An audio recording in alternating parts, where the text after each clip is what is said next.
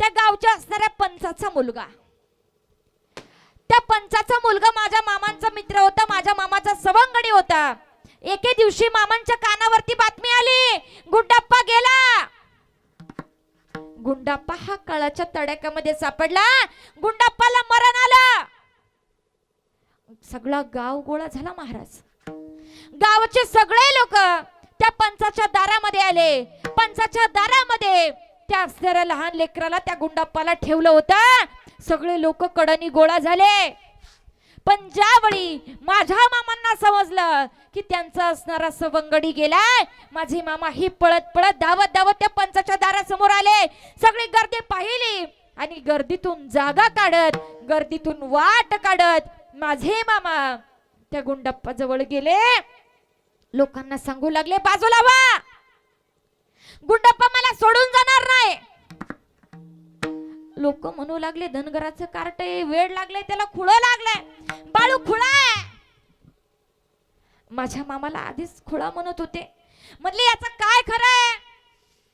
म्हणले तू पुढे येऊन त्याला काय उठवणार आहेस का? त्यावेळी माझ्या मामानं सांगितलं, हो त्याला मी उठवणार आहे, पण तुम्ही बाजूला व्हा. काही लोक म्हणू लागले, अरे काय ऐकतं त्याचं, आपला विधी आवरून घ्या. पण माझ्या मामानं सांगितलं, ऐका तुम्ही बाजूला व्हा, मला गुंडाप्पा सांगितल्याशिवाय जाऊ शकत नाही, गुंडाप्पाला उठावंच लागेल. असं म्हटल्याच्या नंतर लोक म्हणले, मग तू उठवणार का? मामाने सांगितलं, हो त्याला मी उठवणार. लोक बाजूला झाले. परंतु त्यावेळी माझ्या मामानं आपला असणारा उजवा पाय त्या गुंडाप्पाच्या मस्तकावरती ठेवला. आभाळाकडे पाहिलं आणि ज्या क्षणी आभाळाकडे पाहिलं, ढगा आकाशामध्ये ढगांचा गडगडाट होऊ लागला, विजा चमकू लागल्या. सर्व ठिकाणी झाडं वाऱ्यानं हलू लागली आणि सगळ्या लोकांना काय झालं काही कळेना. माझे मामा आता वर बघतायत, आकाशाकडे बघून म्हणतायत.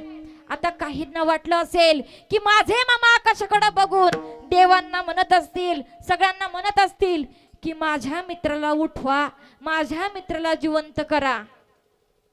ऐका, माझ्या मामानं कुणासमोर विनवणी केली नाही, माझ्या मामानं कुणासमोर हात जोडले नाही, तर देवांना सांगितलं, जर माझ्या दोस्ताला नाही उठवलं, जर माझा मित्र नाही जिवंत झाला, तर गाठ या बाळू धनगराशी आहे, गाठ या बाळू धनगराशी आहे. महाराज बघता काय, क्षणामध्ये तो गुंडाप्पा उठून बसला. महाराज गुंडाप्पा उठून बसला. त्यावेळी त्या सर्व लोकांना माझ्या मामांचा अधिकार कळाला.